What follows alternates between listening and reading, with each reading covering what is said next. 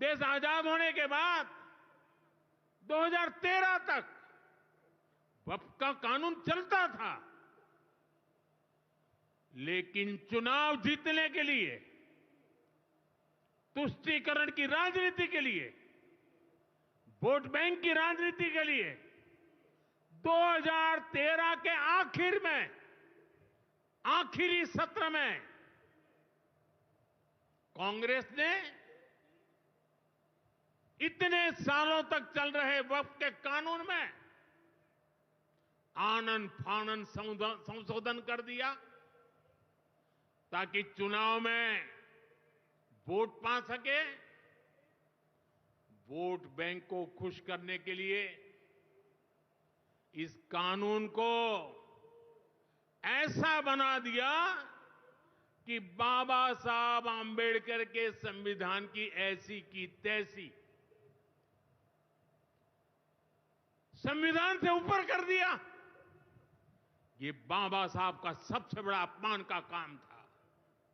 साथियों, ये कहते हैं कि उन्होंने मुसलमानों के हित में किया। मैं जरा ऐसे सभियों से पूछना चाहता हूं, वोट बैंक के भूखे इन राजनेताओं से कहना चाहता हूं, अगर सच्चे अर्थ से आपके दिल में मुसलमानों के लिए थोड़ी भी हमदर्दी है तो कांग्रेस पार्टी अपने पार्टी के अध्यक्ष मुसलमान को बनाए। क्यों नहीं बनाते भाई? संसद में टिकट देते हैं, 50% मुसलमानों को दो। जीत करके आएंगे तो अपनी बात बताएंगे, लेकिन ये नहीं करना है। कांग्रेस में तो कुछ नहीं देना है। देश के नागरिकों के अधिकारों को छीनना और देना, इनकी नीयत किसी का भी भला करने की कभी नहीं रही, मुसलमानों का भला करने की भी नहीं रही। यही कांग्रेस की अच्छी सच्चाई है। साथियों, वक्फ के नाम पर लाखों हेक्टेयर जमीन पूरे देश में है।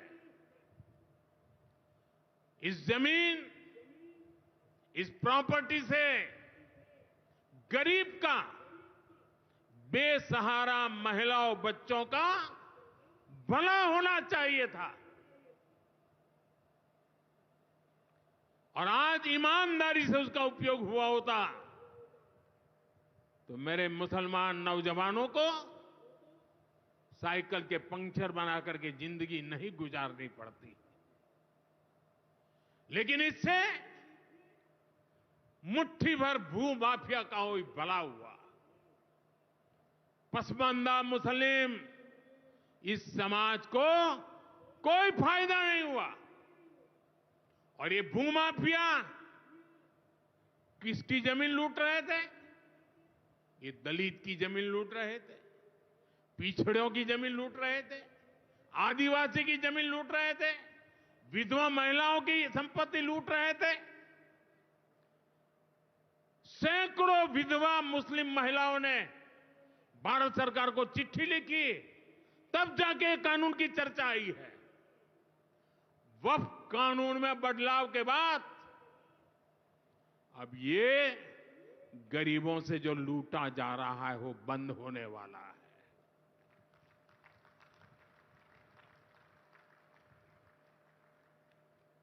और सबसे बड़ी बात, हमने एक बहुत बड़ा जिम्मेदारीपूर्ण महत्वपूर्ण काम किया है।